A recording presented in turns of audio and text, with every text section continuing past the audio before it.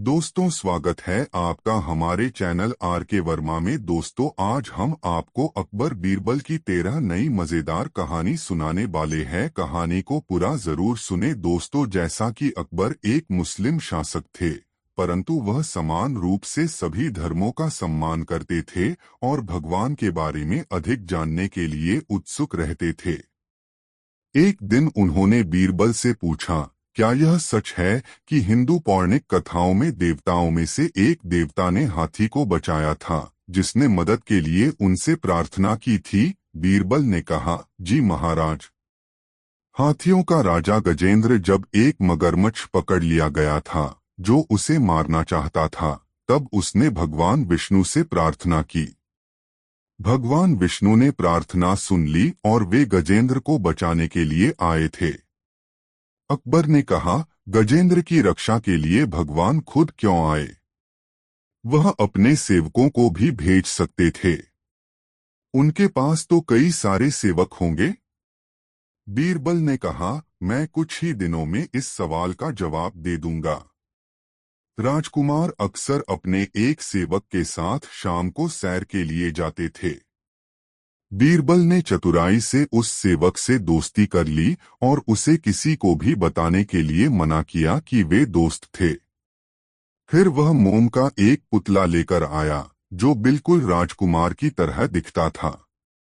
एक शाम जब राजकुमार सो रहा था, तब बीरबल ने राजकुमार के बजाय सैर के लिए पुतले को ले जाने को सेवक से कहा। सेवक ने वैसा नहीं किया जैसा बीरबल ने कहा था। थोड़ी देर बाद वह सेवक अकबर के पास दौड़ते हुए आया और बोला, जहांपना, जल्दी चलिए, राजकुमार तालाब में गिर गए हैं। वह तैरना नहीं जानते हैं। अकबर ने यह सुना तो वह अपने सिंहासन से जोर से उछले और तालाब की ओर भागे। जब वह तालाब पर पहुंचे तो राजकुमार को बचाने के लिए उसमें कूद गए। अकबर को बहुत राहत मिली जब उन्हें तालाब में राजकुमार के बजाय राजकुमार की तरह दिखने वाला मोम का एक पुतला मिला। बीरबल बादशाह का पानी से बाहर आने के लिए इंतजार कर रहे थे। अकबर ने नाराज होकर बीरबल से पूछा, यह किस तरह का मजाक है? बीरबल ने कहा, जहांपना, आप खुद क्यों इस तालाब में कूदे? आप राजकुमार को बचाने के लिए सेवक को भी भेज सकते थे। आपके पास तो बहुत सारे सेवक हैं, क्या ऐसा नहीं है? अकबर को वह सवाल याद आ गया जो उसने बीरबल से भगवान के लिए पूछा था। बीरबल ने आगे कहा, जिस तरह आप अपने पुत्र से प्रेम करते हैं, उसी तरह भगवान भी अपने भक्तों को प्रेम करते हैं। इस प्रेम के कारण ही वह खुद उनकी रक्षा करने आ जाते हैं। आपने उस दिन पूछा था कि गजेंद्र को मगरमच्छ से बचाने के लिए भगवान विष्णु खुद क्यों आए थे। अब आपके पास जवाब है। अकबर ने कहा, इससे बेहतर मुझे कोई और नहीं समझा सकता था। अब मैं समझ गया। दोस्तों, कहानी कैसी लगी कमेंट में जरूर बताएं। अकबर के शहर फतेहपुर सिकरी में सर्दियों के दौरान काफी ठंड पड़ती थी। एक बार बादशाह ने यह घोषणा करवा दी कि वह सोने के 1000 सिक्के उसे देंगे जो शाही महल के बाहर स्थित ठंडी झील में पूरी रात खड़े होने की हिम्मत करेगा। कई दिनों तक अकबर के पास कोई भी नहीं आया। फिर एक दिन एक गरीब ब्राह्मण दरबार में आया। अकबर उस गरीब आदमी को देखकर हैरान रह गए। वह बहुत कमजोर और बीमार था। अकबर ने पूछा, तुम काफी कमजोर और बीमार हो, तुम इस मुश्किल चुनौती को क्यों लेना चाहते हो? ब्राह्मण बोला, मेरे राजा, मैं एक गरीब आदमी हूँ। मेरे छोटे छोटे बच्चे हैं जो भूखे हैं। मुझे पैसों की जरूरत है। अकबर राजी हो गए। ब्राह्मण को 2 पहरेदार झील में लेकर गए। ब्राह्मण ने अपने सारे कपड़े उतारकर जल में प्रवेश किया और पहरेदारों की निगरानी में बर्फ जैसे ठंडे पानी में पूरी रात खड़ा रहा। अगली सुबह पहरेदार ब्राह्मण को दरबार में लेकर गए। अकबर ब्राह्मण की बहादुरी पर हैरान था। उसने पूछा, तुमने सारी रात ठंडे पानी में खड़े रहने के लिए प्रबंध कैसे किया? क्या तुम्हें ठंड नहीं लगी? ब्राह्मण ने कहा, जी महाराज, मुझे बहुत ठंड लग रही थी, पर तभी मैंने उन दीपकों को देखा जो महल के मीनारों में चमक रहे थे। मैं सारी रात उन्हें देखता रहा और उन्होंने मुझे गर्म रखा। जब अकबर ने यह सुना तो वह ब्राह्मण से बोला, दीपक ने सारी रात तुम्हें गर्म रखा है। यह तो धोखेबाजी है। तुमने अपना कार्य ईमानदारी से नहीं किया। तुम्हें कोई सोना नहीं मिलेगा। और उसने पहरेदारों को आदेश दिया कि वे ब्राह्मण को दरबार से बाहर निकाल दें। गरीब ब्राह्मण बहुत परेशान था। वह जानता था कि बादशाह ने उसके साथ अन्याय किया है, लेकिन बादशाह के साथ तर्क कौन करता? वह दुखी होकर घर चला गया। जब यह सब हुआ तब बीरबल दरबार में उपस्थित था। उसने सोचा, बादशाह बहुत मनमानी कर रहे हैं। मुझे उन्हें सबक सिखाना चाहिए ताकि ब्राह्मण को वह सोने मिल सके जिसका वह हकदार है। बीरबल अकबर के पास गए और सम्मान के साथ झुककर कहा, जहांपनाह, मैंने अपने मित्रों के लिए एक दावत का आयोजन किया है। मैं आपको और सभी मंत्रियों को आमंत्रित करना चाहता हूं। कृपया आज शाम को दावत के लिए मेरे घर पर पधारें। अकबर यह सुनकर बहुत खुश हुआ। शाम को अकबर ने खबर भिजवाई कि वे आ रहे हैं, परंतु बीरबल ने कहला भेजा कि अभी खाना तैयार नहीं हुआ है। जब तैयार हो जाएगा तो खबर भेज दूंगा। जब बहुत देर तक खबर नहीं आई तो अकबर स्वयं अपने मंत्रियों के साथ बीरबल के घर पहुंच गया। पर जब उन्होंने बीरबल को घर के आंगन में देखा तो वे हैरान रह गए। बीरबल थोड़ी सी आग जलाकर उसके पास बैठा हुआ था, जबकि जो बर्तन आग पर होना चाहिए था वह एक पेड़ की एक शाखा पर ऊंचा लटक रहा था। अकबर ने बीरबल से पूछा, तुम्हें क्या लगता है कि तुम क्या कर रहे हो? बीरबल ने कहा, जिले सुभानी, मैं हम सभी के लिए स्वादिष्ट खिचड़ी बना रहा हूँ। इस बात पर बादशाह जोर से हंसने लगे। उन्होंने कहा, मूर्ख, तुम्हें क्या लगता है आग से गर्मी खिचड़ी तक पहुंच जाएगी? तुमने बर्तन ऊंची शाखा पर रख दिया है। बीरबल ने कहा, महाराज, आग की गर्मी बर्तन तक उसी प्रकार पहुंच जाएगी जिस प्रकार महल के दीपक से गर्मी उस दिन गरीब ब्राह्मण तक पहुंची थी। अकबर ने हंसना बंद कर दिया। उन्हें एहसास हो गया कि बीरबल क्या कहना चाहता है। अगले दिन उन्होंने ब्राह्मण को बुलाया और वादे के अनुसार उसे 1000 सेने के सिक्के दिए। ब्राह्मण ने बादशाह का आभार व्यक्त किया और आशीर्वाद दिया। अकबर ने बीरबल को देखा तो बीरबल मुस्करा दिए। दोस्तों, कहानी को लाइक जरूर कर दे। एक दिन बादशाह अकबर ने अपने कुछ खास मित्रों को दावत के लिए आमंत्रित किया। बीरबल भी वहां थे। कई प्रकार के लजीज व्यंजन परोसे गए थे और सभी ने दावत का लुत्फ लिया। रात के खाने के बाद मेहमानों ने मनोरंजन के लिए अनुरोध किया। एक प्रसिद्ध कहानीकार को बुलाया गया। उसने अपने हास्य की कहानियां सुनानी शुरू कर दी। अकबर और उसके मेहमान कहानियों पर दिल खोलकर हंसने लगे। अकबर उस कहानीकार से बहुत खुश हुआ और उसने कहानीकार को सोने के सिक्कों की थैली भेंट की। वास्तव में बादशाह को कहानियां सुनने में बहुत अधिक रुचि थी और वह कहानीकार कहानी सुनाने में निपुण था। उसने बादशाह से सोने के सिक्कों की थैली ले ली और आदरपूर्वक उनके सामने झुककर अभिवादन किया। उसने कहा, आप सभी राजाओं में सबसे महान हैं। वास्तव में आप ईश्वर से भी महान हैं। जैसे ही कहानीकार ने यह बात कही, दरबार में सन्नाटा छा गया। मंत्रियों ने सोचा, ईश्वर से महान एक हंसन ईश्वर से महान कैसे हो सकता है। कहानीकार ने जो कुछ भी कहा उसे सुनकर अकबर बहुत खुश हुआ। हालांकि वह जानता था कि कहानीकार प्रशंसा के साथ कुछ ज्यादा ही बोल गया, पर अपने आसपास के चेहरों को हैरान देखकर हंसने लगा। उसने कुछ मजा लेने का सोचा। जब कहानीकार चला गया तब बादशाह अपने मेहमानों और मंत्रियों की तरफ मुड़ा और बोला, उस आदमी ने जो कुछ भी कहा है, क्या आप सभी उससे सहमत हैं? क्या आपको लगता है कि मैं ईश्वर से महान हूं? मेहमान और मंत्री शांत थे। वे नहीं जानते थे कि क्या उत्तर दें। निश्चित रूप से बादशाह का अपमान होता और वह उन्हें सजा दे सकते थे। अकबर उन्हें चिढ़ा रहे थे। उन्होंने कहा, मैं बहुत खुश हूं कि आप मुझे भगवान से भी बड़ा मानते हैं। अब मुझे यह बताओ कि मैं भगवान से महान क्यों हूं? मेहमानों और मंत्रियों ने एक दूसरे की तरफ देखा। वह पूरी तरह से निरुत्तर थे। अकबर ने बीरबल की तरफ देखकर कहा, बीरबल बताओ मुझे, तुम्हें मैं भगवान से बड़ा क्यों लगता हूं? बीरबल ने कहा, जहांपना, आप कुछ ऐसा कर सकते हैं जो भगवान भी नहीं कर सकते।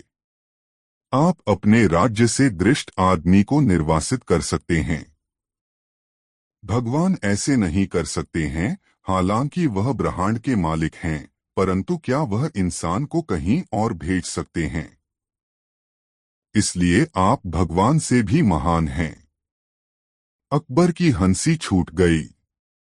उन्होंने इस तरह के एक जवाब के बारे में सोचा भी नहीं था। उन्होंने कहा, प्रिय बीरबल, आपकी बुद्धि का कोई मुकाबला नहीं है।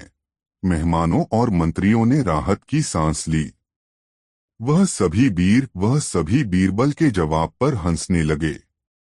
दोस्तों, वीडियो कैसा लगा कमेंट में जरूर बताएं और वीडियो को एक लाइक जरूर कर दे। एक बार बीरबल अपने किसी काम से काबुल गए। उनकी वेशभूषा देखकर लोगों ने वहां के बादशाह को शिकायत कर दी। काबुल के बादशाह के सैनिक बीरबल को दरबार में लेकर आए। काबुल के बादशाह ने उनसे पूछा, आप कौन हैं और यहाँ किस मकसद से आए हैं? बीरबल बोले, मैं एक मुसाफिर हूँ और देश विदेश की यात्रा करता रहता हूँ। काबुल के बादशाह ने कहा, तब तो तुम्हें देश विदेश के अनेक राजाओं के बारे में पता होगा। बताओ, तुमने कहीं हमारे जैसा बादशाह देखा है? बीरबल सिर झुकाकर बोले, हुजूर, आप तो पूनम के चांद हैं। आप जैसा अन्य बादशाह भला कौन हो सकता है? काबुल का बादशाह मन ही मन खुश होता हुआ बोला, हम पूनम के चांद हैं तो तुम्हारा बादशाह क्या है? बीरबल सीना तानकर बोले, हुजूर, हमारा शहंशाह तो दूज का चांद है। काबुल का बादशाह स्वयं को पूनम का चांद समझकर खुशी के मारे गदगद हो गया और बीरबल को छोड़ दिया और सादर अपने दरबार में बैठाया। दूसरे दिन बीरबल को वस्त्राभूषणों से नवाजकर विदा किया। बीरबल वहां से दिल्ली पहुंचे तो उन्होंने अपने मित्रों को यह बात सुनाई। यह बात एक मुंह से दूसरे मुंह होते हुए शाही दरबार तक भी पहुंच गई। बीरबल से जो दरबारी ईर्ष्या करते थे, उन्होंने इस बात को नमक मिर्च लगाकर बादशाह अकबर के सामने पेश कर दिया। अकबर बादशाह को यह बात बड़ी ही बुरी लगी। अगले दिन बीरबल दरबार में पधारे तो शहंशाह ने बीरबल से कहा, बीरबल, हम क्या सुन रहे हैं? तुम काबुल गए थे। बताओ, तुमने वहां के सुल्तान से क्या कहा है? बीरबल ने बादशाह सलामत को वहां की सारी बातें कह सुनाई। अकबर बादशाह नाराज होते हुए बोले, बीरबल, काबुल के बादशाह को पूनम के चांद की तरह बड़ा और हमें दूज के चांद की तरह छोटा बताकर तुमने हमारी बेइज्जती नहीं की है। बीरबल सहज भाव से ही बोले, बादशाह सलामत, आप यह क्या कह रहे हैं? मैंने तो वहां आपका गुणगान ही किया है। पूनम का चांद कितना ही बड़ा क्यों न हो उसे कोई भी महत्व नहीं देता और वह तो अगले दिन से घटने लगता है। पल पल घटने वाली चीज तो हर धर्म में अशुभ, तुच्छ और त्याज्य मानी जाती है। दूज का चांद चाहे कितना भी छोटा हो लेकिन हिंदू और मुसलमान दोनों ही बड़े आदर भाव के साथ उसका दर्शन करते हैं। मुस्लिम महीना दूज से ही शुरू होता है। हिंदू लोग दूज के चांद को शुभ मानकर उसी दिन शुभ कार्य की शुरुआत करते हैं। इन सबसे बड़ी बात यह है कि दूज का चांद दिन प्रतिदिन बढ़ता ही है। जहां पनाह, अब आप ही बोलिए कि काबुल के बादशाह को पूनम का चांद और आपको दूज का चांद कहकर मैंने किसकी प्रशंसा की है। बीरबल को बादशाह ने उठकर गले से लगा लिया और कहा, मुझे पता है बीरबल, तुम जहां भी जाओगे वहां मेरी प्रशंसा ही करोगे। बीरबल से जलने वाले दरबारियों का मुंह इतना सा हो गया और जो दरबारी बीरबल की पसंद करते थे वे तालियां पीटकर उनकी तारीफें करने लगे। बीरबल की यही तो विशेषता थी कि वह बहुत ही सोच समझकर बातें करते थे और मौका आने पर अपनी बात को सिद्ध करके दिखा भी देते थे। दोस्तों, वीडियो को लाइक जरूर कर दे। 5 शहंशाह अकबर ने एक मुंशी को चुंगी अधिकारी बना दिया। वह मुंशी बहुत ही प्रसन्न हुआ और बादशाह की ढेरों प्रशंसा करके चला गया। कुछ दूरी पर ही बीरबल बैठे थे। मुंशी के जाने के बाद वह बोले, हुजूर, वह मुंशी बहुत ही चालाक, धूर्त और बेईमान जान पड़ता है। देखना, वह बेईमानी करने से बाज नहीं आएगा। बादशाह ने बीरबल की बातों पर कोई ध्यान नहीं दिया। बीरबल का शक सच साबित हुआ। बादशाह के पास मुंशी की शिकायतें आने लगीं कि मुंशी रिश्वत लेता है और प्रजा को बहुत ही तंग करता है। बिना रिश्वत लिए किसी से भी बात नहीं करता है। बादशाह सलामत ने मुंशी का तबादला वहां कर दिया जहां बेईमानी करने की कोई गुंजाइश ही नहीं थी। वह मुंशी अधिकारी से घुड़साल का मुंशी मुकर्रर कर दिया गया। अब मुंशी का काम घोड़ी की लीद तोलना था, लेकिन जहां चाह होती है वहां राह निकल ही आती है। मुंशी ने वहां भी अपनी आदत न छोड़ी और रिश्वत लेने शुरू कर दी। मुंशी साइसों से बोला, तुम सब घोड़ों को दाना कम खिलाते हो, इसीलिए मुझे लीद तोलने को भेजा गया है। यदि तुम्हारी लीद तोल में कम बैठी तो मैं शहंशाह से शिकायत कर दूंगा। साइस यह सुनकर डर गए और मुंशी को प्रति घोड़ा 1 रुपया देने लगे। बादशाह के पास मुंशी की शिकायत पहुंची तो उन्होंने यमुना नदी की लहरें गिनने का काम उसे सौंप दिया। यहाँ पर बेईमानी का कोई काम नहीं था। मुंशी बेईमानों का बेईमान था। यहाँ भी उसने कमाई का रास्ता ढूंढ निकाला।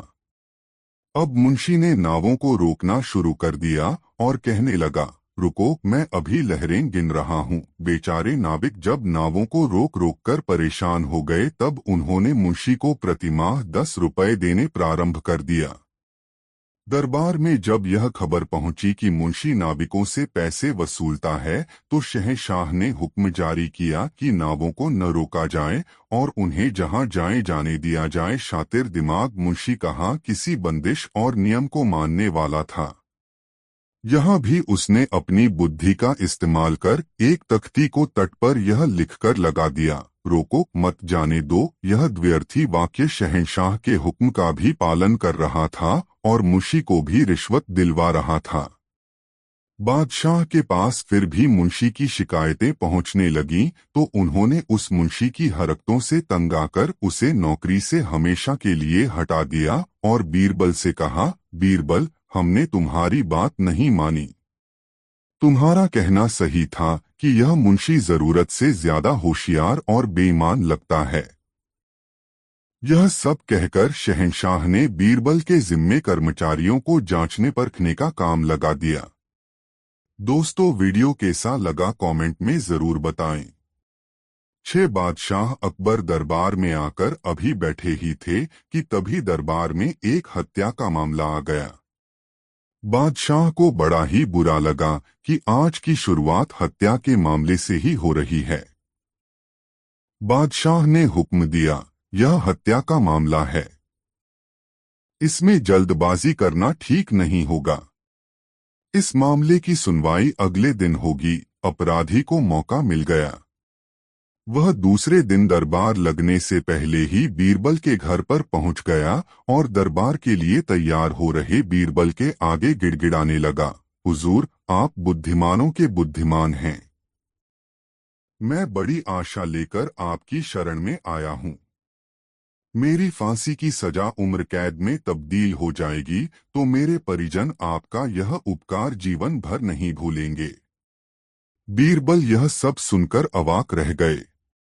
अपराधी आगे बोला, हुजूर, मेरी आपसे प्रार्थना है कि मेरी तरफ से आप ही बहस करें। बीरबल ने जवाब में कुछ नहीं कहा। मामला दरबार में पेश हुआ। बादशाह अकबर ने अपराधी को उम्र कैद की सजा सुनाई।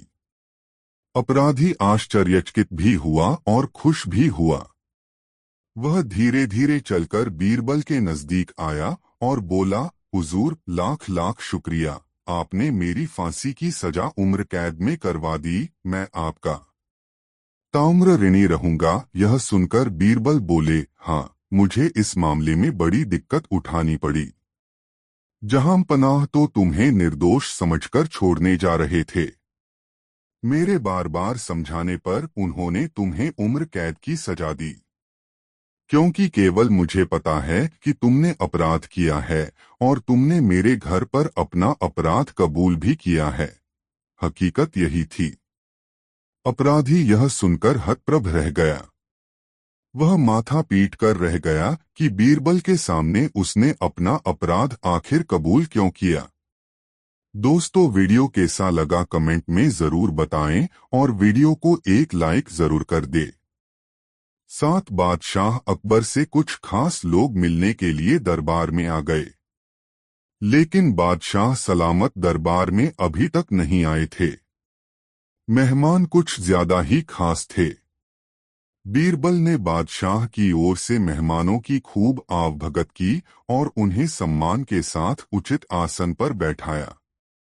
इतने में एक आदमी दरबार में आया और दरबारियों से कहा, आज बादशाह सलामत की माताजी का इंतकाल हो गया है। यह कहकर वह आदमी वापस चला गया। दरबारी यह सुनते ही काफी चिंतित हो गए कि आज खास मेहमान बादशाह सलामत से मिलने आए हैं और आज ही उनकी माताजी का निधन हो गया। इतने में एक दूसरा व्यक्ति दरबार में आया और उसने सबसे कहा, बधाई हो, आज बादशाह सलामत के घर लड़का हुआ है। एक ही समय पर गम और खुशी की खबर सुनकर दरबारी अजीब सी दुविधा की स्थिति में आ गए। उनकी समझ में नहीं आ रहा था कि आज का दिन खुशियां मनाने का है या शोक मनाने का। उन्हें अब रोना चाहिए या हंसना चाहिए। दरबारी जब किसी निर्णय पर नहीं पहुंच सके तब वे सब बीरबल के पास गए और बोले, बीरबल, तुम ही बताओ, हमें हंसना चाहिए या रोना चाहिए। बीरबल बोले, आप सब वही करें जो बादशाह सलामत करें। दरबार में बादशाह के आने का इंतजार करें। यदि जहां पनाह रोते हुए दरबार में आएं तो आप सब भी रोएं और हंसते हुए आएं तो आप सब भी हंसें। बीरबल के सुझाव को सब दरबारियों ने सहर्ष स्वीकार कर लिया और सबने ही बीरबल की इस चतुराई की तारीफ की। दोस्तों, वीडियो को एक लाइक जरूर कर दे।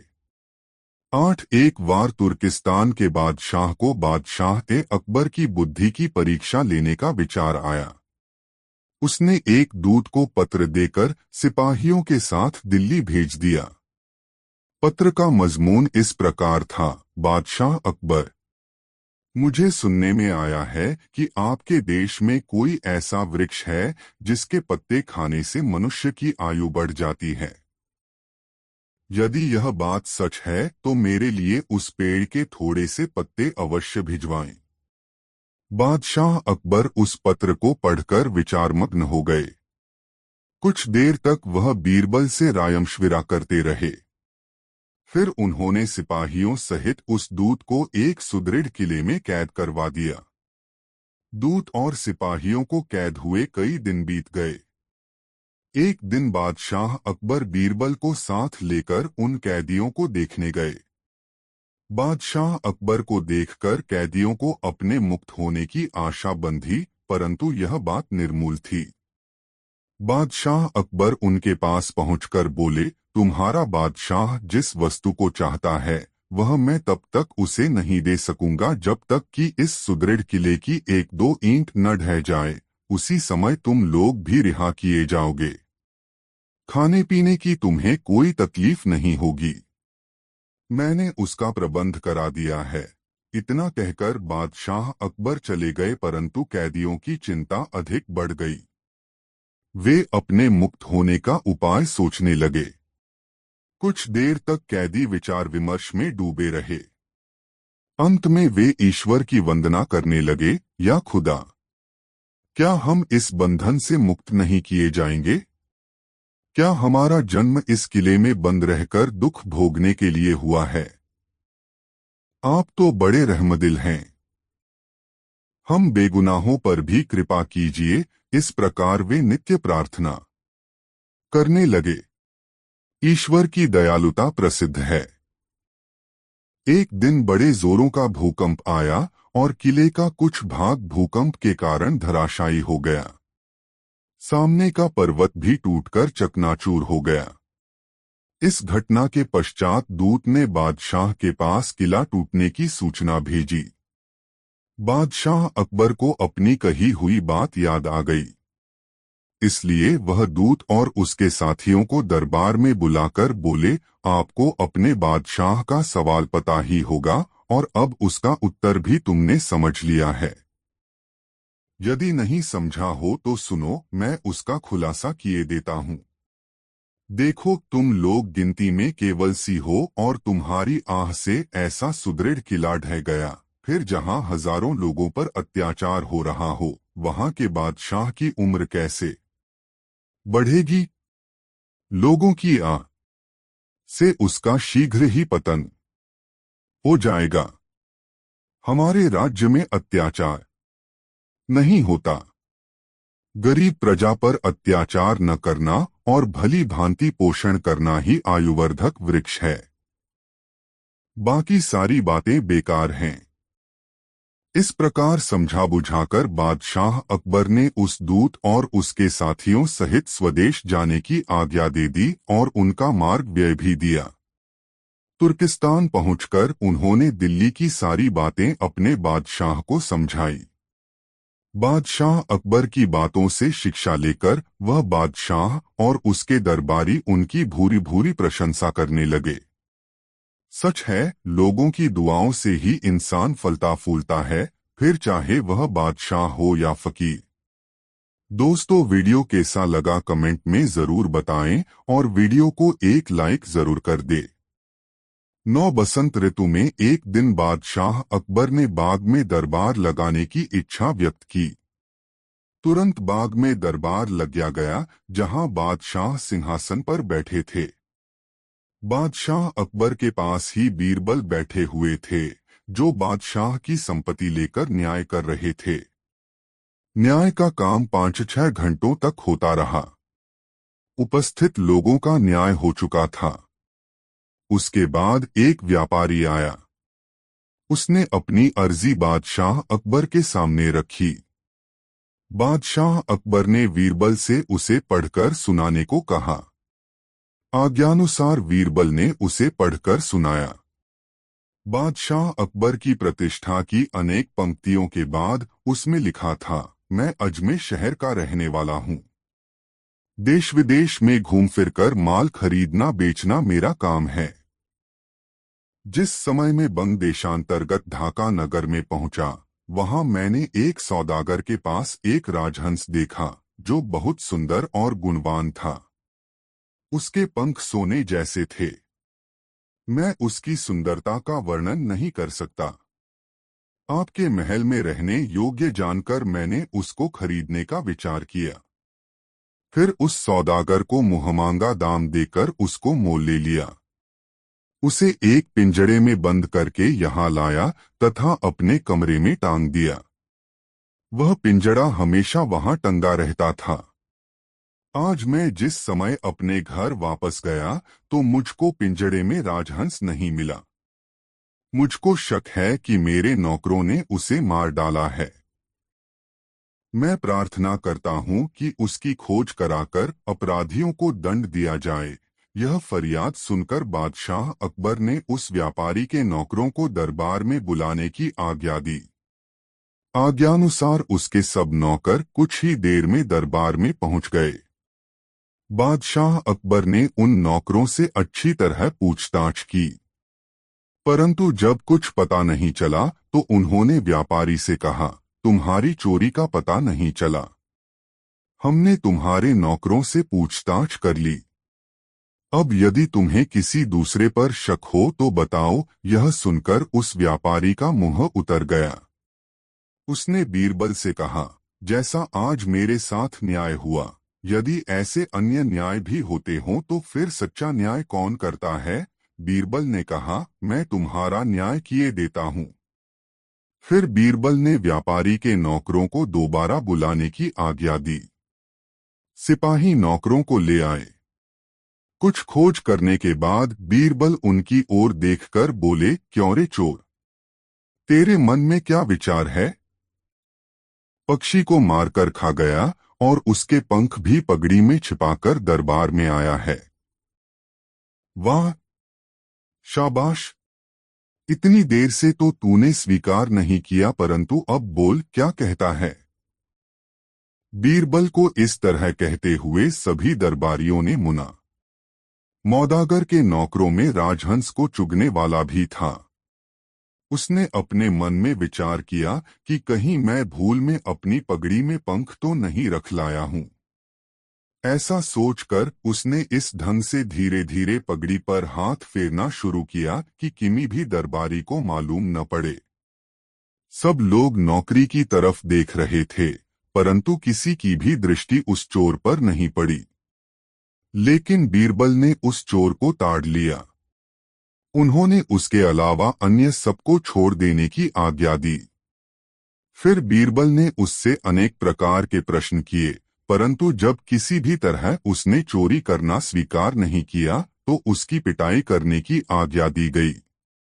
पिटाई की बात सुनते ही उसने डर के मारे तुरंत अपना अपराध कबूल कर लिया। बीरबल की इस बुद्धिमत्ता से न सिर्फ बादशाह अकबर ही बल्कि व्यापारी भी बहुत प्रसन्न हुआ। दरबारी भी बीरबल के न्याय पर वाह वाह कर उठे। दोस्तों, वीडियो को एक लाइक जरूर कर दे। 10 वर्षा ऋतु थी। यमुना नदी में बाढ़ आई थी। लहरें किनारे पर आकर टकरा रही थीं, जिससे अजीब सी छप छप की आवाज होती थी। शहंशाह अकबर का महल यमुना तट पर ही था। बादशाह गहरी नींद में सोए हुए थे। रात का सन्नाटा चारों तरफ फैला पड़ा था। छप छप की आवाज जब बादशाह के कानों में पड़ी तो वह जाग गए और छप छप की आवाज सुनने लगे। फिर इसके बाद बादशाह को नींद नहीं आई तो वह कमरे में ही उठकर टहलने लगे। टहलते टहलते वह खिड़की के पास आ गए और पानी से लबालब भरी यमुना नदी को अपलक देखने लगे। लहरों की छपछपाहट अभी भी उनके कानों में गूंज रही थी। तभी उन्हें ऐसा जान पड़ा जैसे नदी रो रही हो। शहंशाह के मन में सवाल उठ खड़ा हुआ कि आखिर क्या बात है। रात के सन्नाटे में सब सो रहे हैं मगर नदी क्यों रो रही है? अपने इस प्रश्न का जवाब वह नहीं ढूंढ सके तो बिस्तर पर आकर चुपचाप लेट गए। दूसरे दिन शहंशाह दरबार में आए तो सभी दरबारियों से यही प्रश्न किया कि नदी रोती क्यों है। बारी बारी से सभी दरबारियों ने अपनी समझ के अनुसार जवाब दिया, लेकिन किसी के भी जवाब से बादशाह को संतुष्टि नहीं मिली। इसी बीच बीरबल दरबार में पधारे। बादशाह ने बीरबल को देखते ही सवाल कर दिया, बताओ बीरबल, नदी क्यों रोती है? बीरबल इस बेतुके सवाल पर कुछ देर तक हतप्रभ खड़े रहे। फिर उन्होंने कहा, जहांपनाह, मैं आपके सवाल का जवाब तभी दे सकता हूँ जब मैं नदी का रोना अपने कानों से सुनूंगा। बीरबल, नदी के रोने की आवाज तो मैं तुम्हें रात के सन्नाटे में ही सुना सकता हूँ। बादशाह ने यह कहकर बीरबल को देखा। बीरबल रात होने पर शहंशाह के महल में पहुंचे। बादशाह उन्हें अपने महल की खिड़की के पास ले गए और वह छप छप की आवाज उन्हें सुनाई और इसका कारण पूछा। बीरबल अगले पल ही यह समझ गए कि यह तो पानी के बहने की आवाज है और बादशाह ने इसे ही नदी का रोना मान लिया है। बीरबल झुककर बड़े ही विनम्र स्वर में बोले, हुजूर, नदी अपने पिता के घर यानी पहाड़ से विदा होकर अपने पति यानी समुद्र के यहाँ जा रही है, जिससे वह पिता से अलग होने के गम में रोती जा रही है। बीरबल का जवाब इतना सटीक और हकीकत भरा था कि बादशाह अकबर खुशी के मारे गदगद हो गए और कहा, बीरबल, तुम्हारे पास तो हर सवाल का जवाब होता है। हम तुम्हारे जवाब से संतुष्ट हुए। दोस्तों, कहानी कैसी लगी कमेंट में जरूर बताएं। 11 बादशाह अकबर के मन में हमेशा कोई न कोई सवाल उठता ही रहता था। एक दिन बादशाह सलामत ने बीरबल से कहा, बीरबल, दरबार में एक ऐसे आदमी को ढूंढ कर ले आओ जो बहुत ही बुद्धिमान हो। बीरबल कुछ देर शांत रहे, फिर बोले, जहांपनाह, मैं जल्दी ही ऐसा आदमी ढूंढकर दरबार में ले आऊंगा, लेकिन इसके लिए समय और धन की आवश्यकता पड़ेगी। बादशाह अकबर बोले, बीरबल, सोने की 300 मोहरें और 1 हफ्ते का समय हम तुम्हें देते हैं। धन और 1 हफ्ते का अवकाश लेकर बीरबल अपने घर चले गए। सारा धन उन्होंने दीन दुखियों में बांट दिया। सप्ताह के अंतिम दिन बीरबल ने एक चरवाहे को पकड़ा और उसे स्नान करवाकर अच्छे कपड़े पहनाए तथा सोने की 100 मोहरें उसे देकर दरबार में ले आए। रास्ते में ही चरवाहे को बता दिया कि उसे बादशाह सलामत के सामने कैसा व्यवहार करना है। बादशाह अकबर के दरबार में पधारते ही बीरबल ने कहा, जहांपनाह, मैं बुद्धिमानों का बुद्धिमान व्यक्ति ढूंढ कर लाया हूँ। शहंशाह ने चरवाहे को देखते हुए पूछा, तुम्हारे माता पिता तुम्हें क्या कहकर बुलाते हैं? तुम कहाँ के रहने वाले हो? तुम कौन सी खास बात जानते हो? एक साथ इतने सवाल बादशाह अकबर ने कर दिए, लेकिन चरवाहे ने किसी भी सवाल का जवाब नहीं दिया, क्योंकि बीरबल ने उसे पहले से ही चुप रहने के लिए कहा था। बादशाह ने शिकायत भरे लहजे में बीरबल से कहा, बीरबल, यह कहीं गूंगा और बहरा तो नहीं है? इसने तो हमारे किसी भी सवाल का जवाब नहीं दिया। भला यह बुद्धिमानों का बुद्धिमान कैसे हो सकता है? बीरबल ने शीश नवाकर कहा, हुजूर, यह इसकी बुद्धिमानी है। इसने अपने बड़े बूढ़ों से सीख रखा है कि राजा और स्वयं से अधिक समझदार व्यक्ति के सामने चुप रहने में ही भलाई है। यह उनसे मिले ज्ञान का अनुसरण कर रहा है। बादशाह अकबर बीरबल के इस तर्क के आगे अब क्या बोलते।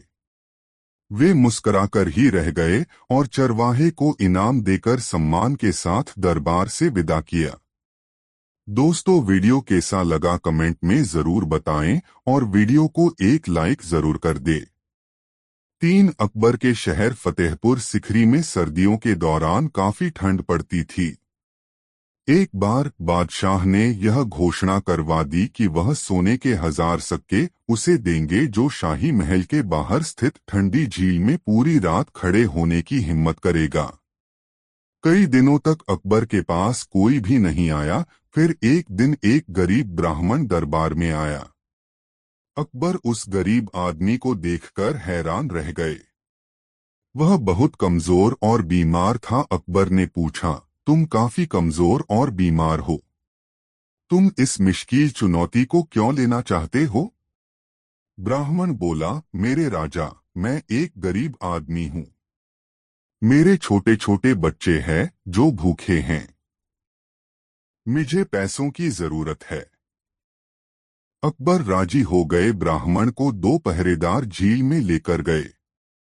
ब्राह्मण ने अपने सारे कपड़े उतारकर जल में प्रवेश किया और पहरेदारों की निगरानी में बर्फ जैसे ठंडे पानी में पूरी रात खड़ा रहा।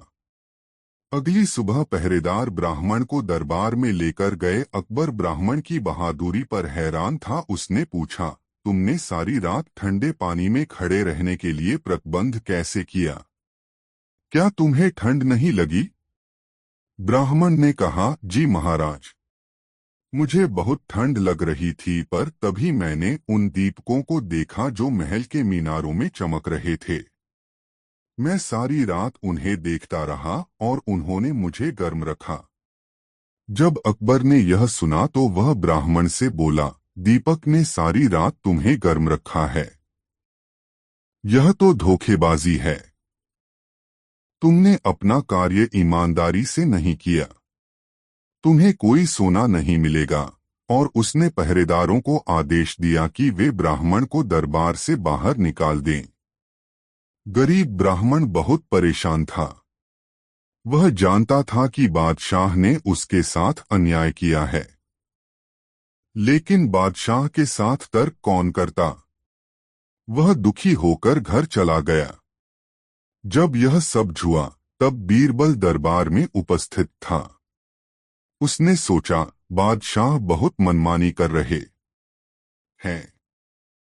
मुझे उन्हें सबक सिखाना चाहिए ताकि ब्राह्मण को वह सोने मिल सके जिसका वह हकदार है। बीरबल अकबर के पास गए और सम्मान के साथ झुककर कहा, जहांपना, मैंने अपने मित्रों के लिए एक दावत का आयोजन किया है। मैं आपको और सभी मंत्रियों को आमंत्रित करना चाहता हूं। कृपया आज शाम को दावत के लिए मेरे घर पर पधारें। अकबर यह सुनकर बहुत खुश हुआ। शाम को अकबर ने खबर भिजवाई कि वे आ रहे हैं, परंतु बीरबल ने कहला भेला कि अभी खाना तैयार नहीं हुआ है। जब तैयार हो जाएगा तो खबर भेज दूंगा। जब बहुत देर तक खबर नहीं आई तो अकबर स्वयं अपने मंत्रियों के साथ बीरबल के घर पहुंच गया। पर जब उन्होंने बीरबल को घर के आंगन में देखा तो वे हैरान रह गए। बीरबल थोड़ी सी आग जलाकर उसके पास बैठा हुआ था, जबकि जो बर्तन आग पर होना चाहिए था वह एक पेड़ की एक शाखा पर ऊंचा लटक रहा था। अकबर ने बीरबल से पूछा, तुम्हें क्या लगता है कि तुम क्या कर रहे हो? बीरबल ने कहा, जिले सुभानी, मैं हम सभी के लिए स्वादिष्ट खिचड़ी बना रहा हूं। इस बात पर बादशाह जोर से हंसने लगे। उन्होंने कहा, मूर्ख, तुम्हें क्या लगता है आग से गर्मी खिचड़ी तक पहुंच जाएगी? तुमने बर्तन ऊंची शाखा पर रख दिया है। बीरबल ने कहा, महाराज, आग की गर्मी बर्तन तक उसी प्रकार पहुंच जाएगी जिस प्रकार महल के दीपक से गर्मी उस दिन गरीब ब्राह्मण तक पहुंची थी। अकबर ने हंसना बंद कर दिया। उन्हें एहसास हो गया कि बीरबल क्या कहना चाहता है। अगले दिन उन्होंने ब्राह्मण को बुलाया और वादे के अनुसार उसे 1000 सेने के सिक्के दिए। ब्राह्मण ने बादशाह का आभार व्यक्त किया और आशीर्वाद दिया। अकबर ने बीरबल को देखा तो बीरबल मुस्करा दिए। दोस्तों, वीडियो को लाइक जरूर कर दें और कमेंट में बताएं कहानी कैसी लगी। एक बार एक कलाकार 3 सुंदर गुड़ियों को लेकर बादशाह अकबर के दरबार में आया। ये गुड़ियां बिल्कुल एक समान थी। उनमें इतनी समानता थी कि उनके बीच अंतर करना बहुत मुश्किल था। अकबर को गुड़ियां बहुत प्यारी लगीं। उसने कहा, ये गुड़िया मुझे बेच दो और मैं तुम्हें इनकी अच्छी कीमत दूंगा। कलाकार ने कहा, जहांपना, ये गुड़िया बेचने के लिए नहीं है। बेशक मैं आपको ये उपहार के रूप में दे दूंगा यदि आपको दरबार में कोई यह बता दे कि तीनों में से अच्छी कौन सी है। यह एक अजीब पहेली थी। अकबर ने गुड़ियों को उठाया और करीब से देखा, किंतु तीनों गुड़ियों में इतनी समानता थी कि अकबर यह नहीं कह सका कि कौन सी अच्छी है। तब उसके प्रत्येक मंत्री ने इस पहेली को सुलझाने की कोशिश की, परंतु वे असफल रहे। अकबर ने बीरबल को बुलाकर कहा, प्रिय बीरबल, तुम क्यों नहीं कोशिश करते? मुझे विश्वास है कि तुम इस पहेली को हल कर लोगे। बीरबल अकबर की ओर सम्मान से झुका और गुड़ियों के पास गया। उसने प्रत्येक गुड़िया को हाथ में उठाया और बड़ी बारीकी से उनको देखा। हर कोई आश्चर्यचकित था। उसने एक गुड़िया के कान में फूंक मारी। हवा उसके दूसरे कान से बाहर आ गई। फिर उसने दूसरी गुड़िया को कान में फूंक मारी, किंतु इस बार हवा उसके मुंह से निकली। जब बीरबल ने तीसरी गुड़िया के कान में फूंक मारी तो हवा कहीं से भी बाहर नहीं निकली। बीरबल ने कहा, जहांपना, यह तीसरी गुड़िया ही इन तीनों में सबसे अच्छी है। अकबर हैरान हो गया। उसने कहा, तुमने यह कैसे जान लिया? बीरबल ने कहा, मेरे मालिक, यह तीनों गुड़िया तीन व्यक्तियों की तरह है। जब मैंने पहली गुड़िया के कान में फूंक मारी तो यह दूसरे कान से बाहर आ गई। ऐसे ही जब हम एक रहस्य किसी दूसरे व्यक्ति को बताते हैं तो वह अगले ही पल उसे भूल जाता है। जब मैंने दूसरी गुड़िया के कान में फूंक मारी तो वह उसके मुंह से बाहर निकल गई। ऐसे ही कुछ व्यक्ति जो कुछ सुनते हैं उसे शीघ्र ही दूसरे व्यक्ति को बता देते हैं। ऐसे व्यक्ति कभी रहस्य को छुपाकर नहीं रख सकते, किंतु जब तीसरी गुड़िया के कान में फूंक मारी तो हवा कहीं से भी बाहर नहीं आई। इस तरह के व्यक्ति अच्छे होते हैं जो रहस्य को छुपकर रखते हैं। आप इन्हें कोई भी रहस्य की बात बता सकते हैं। कलाकार ने कहा, मैंने अभी तक केवल बीरबल के बारे में सुना था, किंतु आज मैंने इसे देख भी लिया। जहांपनाह, ये गुड़िया आपकी है। अकबर ने कहा, उसे बीरबल पर बहुत गर्व है। दोस्तों, यह प्यारी कहानी आपको कैसी लगी कमेंट में जरूर बताएं। 12 एक धनवान कंजूस व्यक्ति की तारीफ में एक कवि एक कविता लिखकर उससे मिला और कवि ने अपनी कविता बड़ी शान से पढ़कर उसे सुनाई। वह कंजूस समझ गया कि यह कवि उससे कुछ लेने के लिए ही यहाँ आया है। प्रशंसा में कविता पढ़ना तो एक बहाना है। कंजूस ने सोचा कि क्यों न मैं भी इसे अपनी बातों से खुश करके यहाँ से जाने पर मजबूर कर दूं। यह सोचते हुए वह कंजूस बोला, बहुत खूब कवि महोदय, आपने मेरी तारीफ में बहुत अच्छी कविता लिखी है। कल आप आइए, मैं आपकी मुराद अवश्य पूरी करूंगा। कवि वापस चला गया। कंजूस बहुत ही खुश हुआ कि चलो बला टली। कुछ देना न पड़ा और बात भी बन गई। दूसरे दिन कवि कुछ धन पाने के लालच में कंजूस से मिलने आया। कवि पर नजर पड़ते ही कंजूस बोला, तुम कौन हो भाई? किससे मिलना है? यह कहकर कंजूस ने ऐसा नाटक किया जैसे उसने कवि को कभी देखा ही न हो। कवि आश्चर्य से चौंकते हुए बोला, महोदय, आप यह क्या कह रहे हैं? कल ही तो मैं आपसे मिला था और आपकी तारीफ में खूबसूरत सी कविता भी लिखकर सुनाई थी। आप इतने कम समय में ही मुझे भूल गए। कंजूस बोला, कल की बात आज करने से कोई लाभ नहीं। जैसे कल तुमने मुझे कविता सुनाई वैसे ही मैंने भी अपनी मीठी मीठी बातें तुम्हें सुना दी थीं। न तो तुमने मुझे कुछ दिया और न मैंने तुम्हें कुछ दिया। हिसाब बराबर हो गया। अब तुम मेरा पीछा छोड़ो। कंजूस के इतना कहने पर वह कवि वहां से सीधे घर आया और अपने एक दोस्त के साथ बीरबल से मिला और अब तक जो हुआ था वह सब बीरबल को बता दिया। बीरबल बोले, कवि महोदय, आप एक हफ्ते के बाद अपने इस दोस्त को उस कंजूस के यहाँ भेजना। जब आपका दोस्त कामकाज के बहाने उससे मित्रता कर ले तब किसी दिन उसे घर पर आने का निमंत्रण देना। उस दिन मुझे भी बुला लेना, लेकिन इतना अवश्य ध्यान रहे कि उसे केवल न्योता देना है, खाना नहीं खिलाना है। बीरबल यह कहकर दरबार के कामकाज में तल्लीन हो गए। कवि का मित्र कुछ ही रोज में कंजूस से काफी घुल मिल गया। जब मित्रता गाढ़ी हो गई तब एक दिन कंजूस को उस व्यक्ति ने